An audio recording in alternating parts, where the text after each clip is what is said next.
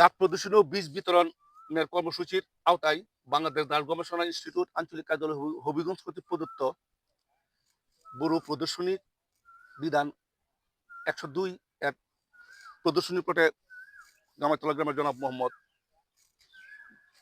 হারুনুর রশিদের জমিতে আছি। আমি হারুনুর রশিদের সাথে কথা বলবো। আসসালামু আলাইকুম। ওয়ালাইকুম আসসালাম। আসসালামু আলাইকুম। ওয়ালাইকুম আসসালাম। ভালো আছেন? জি ভালো, আপনি ভালো তো? আলহামদুলিল্লাহ ভালো। আচ্ছা, আপনার এগুলো যে প্রদর্শনী প্লটটা আছে, এগুলো প্রদর্শনী কয় বিঘা? ৩ বিঘা। ১ একর। ১ একর। ১ একর।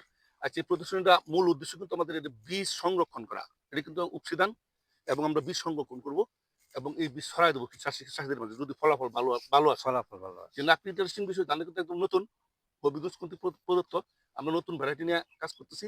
তো এখানে কিন্তু ১০২ উচ্চ ফলনশীল একটা ধান। আর এটা কিন্তু জিঙ্ক সমৃদ্ধ ধান। আপনারা তো জিঙ্ক সম্পর্কে নতুন করে বলার কিছু নেই, আপনারা ডাক্তার মানুষ। তাইলে আমরা চাইবো আরকি যেন আমাদের পারিবারিক যে আমাদের খাদ্য তালিকায় যে ধানগুলো আমরা ভাতগুলি খাই, এটা যেন জিন সমৃদ্ধ ধানের ভাত আসে। এটা আমার প্রত্যাশা। আর আপনার এই জমিনের যে অবস্থা, আপনি কি মনে করতেছেন ফলনটা কিরকম আসতে পারে? দেখা যাক, আশা করি তো ৩ বিঘার ক্ষেত্রে অন্তত ৭০ মণ ধান তো হওয়ার কথাই।